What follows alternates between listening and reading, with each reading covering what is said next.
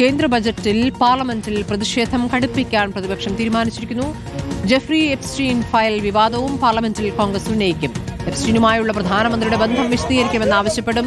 CJ റോയുടെ മരണവും ലോക്സഭയിൽ ഉന്നയിക്കുകയാണ് കോൺഗ്രസ്. അന്വേഷണ ഏജൻസികളെ കേന്ദ്ര സർക്കാർ ദുരുപയോഗം ചെയ്യുന്നെന്ന് കാട്ടി ഹൈബീഡൻ MP അടിയന്തര പ്രമേയത്തിന് നോട്ടീസ് നൽകി. പിയാസിലും നോബിൾ മാരിക്കാരനും വിവരങ്ങളുമായി. ബജറ്റ് അവഗണനയിൽ പ്രതിഷേധിച്ചപ്പോൾ ലോക്സഭ ബഹിഷ്കരിച്ചിരിക്കുന്നു പ്രതിപക്ഷം എന്നുള്ളതാണ്. പ്രതിഷേധം കടുപ്പിക്കാൻ തന്നെയാണ് തീരുമാനം. UDF MPമാർ ഇപ്പോൾ പാർലമെന്റ് മുന്നിൽ പ്രതിഷേധിക്കുകയാണ്. ഇന്ത്യയുടെ മാപ്പിൽ കേരളമുണ്ടോ എന്നതാണ് ചോദ്യം. ഇതിലേക്കാണ് ആദ്യം പോകുന്നത്. പിയാസ് വിവരങ്ങളുമായി. സുനിൽ, ഇപ്പോൾ പ്രതിപക്ഷ MPമാർ പാർലമെന്റിന് പുറത്ത് പ്രതിഷേധിക്കുകയാണ്. ബജറ്റിൽ കേരളത്തെ തടഞ്ഞു എന്നതിലാണ്.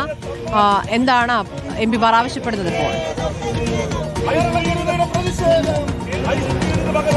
സ്മൃതി, ബജറ്റിൽ കേരളത്തെ അവഗണിച്ചു എന്ന് ചൂണ്ടിക്കാണിച്ചാണ് കേരളത്തിൽ നിന്നുള്ള UDF MPമാർ ഇപ്പോൾ പാർലമെന്റിൽ വലിയ പ്രതിഷേധം ഉയർത്തുന്നത്. രാവിലെ പാർലമെന്റ് കവാടത്തിൽ വലിയ പ്രതിഷേധ ധർണ നടത്തി. പ്ലക്കാർഡുകൾ ഉയർത്തിയായിരുന്നു പ്രതിഷേധ ധർണ.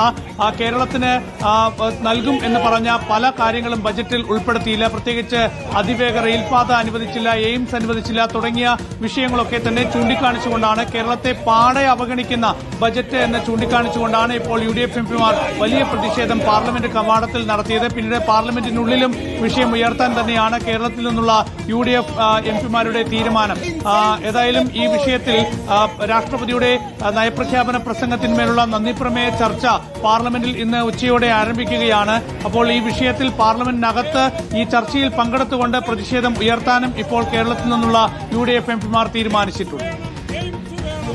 ശരി, ഇപ്പോൾ എപ്സ്റ്റീൻ ഫയലുമായി ബന്ധപ്പെട്ട് പ്രധാനമന്ത്രിയെ ബന്ധപ്പെടുത്തുന്ന വാർത്തകൾ, അതിൽ കൂടി മറുപടി വേണമെന്ന ആവശ്യം പ്രതിപക്ഷം ഉന്നയിക്കുന്നുണ്ട്. നോബിൾ മാരിക്കാരൻ, നോബിൾ, പ്രതിപക്ഷം പാർലമെന്റിൽ ഈ വിഷയം എങ്ങനെയാണ് ഉന്നയിച്ചിരിക്കുന്നത്? വളരെ ഗുരുതരമായ വിവരങ്ങളാണ് എപ്സ്റ്റീൻ ഫയലുമായി ബന്ധപ്പെട്ട് പുറത്തു വന്നുകൊണ്ടിരിക്കുന്നത്. അതിൽ നമ്മുടെ പ്രധാനമന്ത്രിയുടെ പേരും ഉയർന്നു വന്നിരിക്കുന്നു.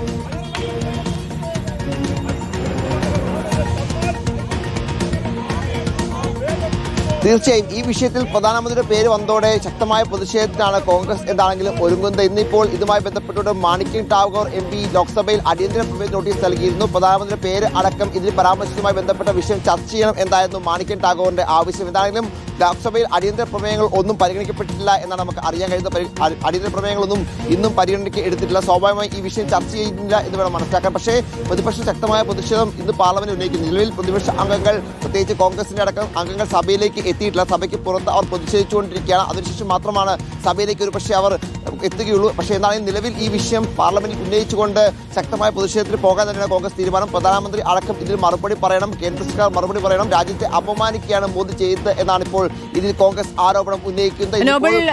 പല രാജ്യങ്ങളിലും എപ്സ്റ്റീൻ ഫയൽസിന്റെ അടിസ്ഥാനത്തിൽ രാജികൾ സംഭവിച്ചുകൊണ്ടിരിക്കുന്നുണ്ട്. പക്ഷേ പ്രധാനമന്ത്രിയുമായി ബന്ധപ്പെട്ട് തന്റെ നിർദ്ദേശപ്രകാരം അല്ലെങ്കിൽ തന്റെ ഉപദേശപ്രകാരം പ്രധാനമന്ത്രി ഇസ്രയേൽ പോയി, ഇന്ത്യൻ പ്രധാനമന്ത്രി ഇസ്രയേൽ പോയി എന്നുള്ളതാണ് എപ്സ്റ്റീൻ പറഞ്ഞിരിക്കുന്നത്. അതും അമേരിക്കൻ പ്രസിഡന്റിന്റെ താല്പര്യപ്രകാരമായിരുന്നു ആ സന്ദർശനം എന്നുള്ളതാണ്.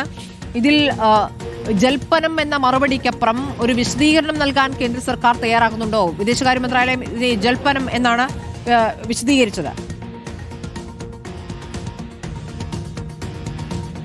തീർച്ചയായും എപ്സ്റ്റീൻ ഫയൽസുമായി ബന്ധപ്പെട്ട് ലോകത്ത് തന്നെ വലിയ കോളിളക്കമാണ് സംഭവിച്ചുകൊണ്ടിരിക്കുന്നത്. പക്ഷേ അതിന്റെ പ്രതിഫലനം ഇന്ത്യയിൽ ഉണ്ടാകുമ്പോൾ കേന്ദ്ര സർക്കാർ എന്താണെങ്കിലും ഇതിൽ കൂടുതൽ പ്രതികരണങ്ങൾ ഒന്നും നടത്തുന്നില്ല. ഒരു കുറ്റവാളിയുടെ വാക്കുകൾ വിശ്വാസത്തിലെടുത്തുകൊണ്ട് ഇത്തരത്തിൽ ആരോപണം ഉന്നയിക്കുന്നത് അടിസ്ഥാനരഹിതമാണ് എന്ന് മാത്രമാണ്, ഇത്തരത്തിലുള്ള ജൽപ്പനങ്ങൾ മാത്രമാണ് എന്ന് പറഞ്ഞുകൊണ്ട് കേന്ദ്ര വിദേശകാര്യ മന്ത്രാലയം ഈ വിഷയത്തെ പൂർണ്ണമായും അവഗണിക്കുകയാണ് ചെയ്തത്. എന്താണെങ്കിലും നിലവിൽ ഇതിൽ BJP അടക്കമുള്ള പാർട്ടികൾ ഈ വിഷയം പൂർണ്ണമായും അവഗണിച്ചുകൊണ്ട് മുന്നോട്ട് പോകാനുള്ള തീരുമാനമാണ് എടുത്തിരിക്കുന്നത് എന്ന് അറിയാൻ കഴിയുന്നു. പാർലമെന്റിൽ എന്നാണെങ്കിലും ഇതുമായി ബന്ധപ്പെട്ടുകൊണ്ടുള്ള ഒരു പ്രതികരണം കേന്ദ്ര സർക്കാരിന്റെ ഭാഗത്ത് ഉണ്ടാകുമെന്ന് നമ്മൾ പ്രതീക്ഷിക്കുന്നില്ല. നേരത്തെ പ്രധാനമന്ത്രി അടക്കം ഇതിൽ മറുപടി പറയണമെന്ന ആവശ്യമൊക്കെ ചില കോളുകൾ ഉയർന്നിരുന്നു. എന്താണെങ്കിലും അതുമായി ബന്ധപ്പെട്ട ഒരു പരാമർശത്തിലേക്കും പാർലമെന്റിൽ കടക്കാൻ സാധ്യത ഇല്ല എന്ന് വേണം നമുക്ക് ഇതിൽ നിന്ന് അനുമാനിക്കാൻ. എന്താണെങ്കിലും വിദേശകാര്യ മന്ത്രാലയം ഇക്കാര്യത്തെ പൂർണ്ണമായും തള്ളിക്കൊണ്ട് പ്രധാനമന്ത്രിക്ക് പൂർണ്ണ പിന്തുണ നൽകിക്കൊണ്ട് ഒപ്പം നിൽക്കുന്ന കാഴ്ചയാണ് കാണാൻ കഴിയുന്നത്. BJPയും ഇതിൽ പ്രതിരോധം തീർക്കുന്നുണ്ട്. പ്രത്യേകിച്ച് മോദി സർക്കാരിനെതിരെ, പ്രധാനമന്ത്രിക്കെതിരെ രാഹുൽ ഗാന്ധി അടക്കമുള്ള ആളുകൾ, വിദേശത്തുള്ള ആളുകളുമായി ഗൂഢാലോചന നടത്തുന്നതിന്റെ ഭാഗമായാണ് ഇത്തരത്തിൽ ആരോപണങ്ങൾ വരുന്നത് എന്ന വിമർശനമാണ് ഇതിൽ BJP നേതാക്കൾ പലരും ഉന്നയിച്ചുകൊണ്ടിരിക്കുന്നത്. മുൻപ് പല ഘട്ടങ്ങളിലും ഈ രാഹുൽ ഗാന്ധിയുടെയും ഗൗരവ് ഗൊഗോയ് അടക്കമുള്ള നേതാക്കളുടെയൊക്കെ വിദേശ ബന്ധങ്ങൾ ചൂണ്ടിക്കാണിച്ചുകൊണ്ട് ഇന്ത്യയെ അപമാനിക്കുന്ന തരത്തിൽ വലിയ പ്രതികരണങ്ങൾ BJP നടത്തിയിരുന്നു. ഇതിനെ അത്തരത്തിൽ ഒരു പ്രതികരണമാക്കി മാറ്റാനുള്ള ശ്രമമാണ് BJPയുടെ ഭാഗത്ത് ഉണ്ടാകുന്നത്. അതേസമയം കോൺഗ്രസ് അടക്കമുള്ള പ്രതിപക്ഷ പാർട്ടികൾ ഈ വിഷയം സജീവമായി തന്നെ ചർച്ചയിലേക്ക് കൊണ്ടുവരാൻ ശ്രമിക്കുന്നുണ്ട്. അതിന്റെ ഭാഗമായാണ് മാണിക്യം ടാഗോറിനെ പോലുള്ള എംപിമാർ ഇന്നിപ്പോൾ അടിയന്തര പ്രമേയത്തിന് നോട്ടീസ് നൽകിയത്. രാജ്യസഭയിലും ഈ വിഷയം ഇന്നിപ്പോൾ പ്രതിപാദിക്കപ്പെടും എന്നാണ് നമുക്ക് അറിയാൻ കഴിയുന്നത്. അത്തരത്തിൽ കേന്ദ്ര സർക്കാരിനെ ഈ വിഷയം ഉയർത്തിക്കൊണ്ട് പ്രതിരോധത്തിൽ ആക്കാനാണ് കോൺഗ്രസ് അടക്കമുള്ള പ്രതിപക്ഷ പാർട്ടികൾ ശ്രമിക്കുന്നത്. ശരി, പി ആർ സുനിലും നോബിൾ മാരിക്കാരനുമാണ് വിവരങ്ങൾ നൽകിയത്.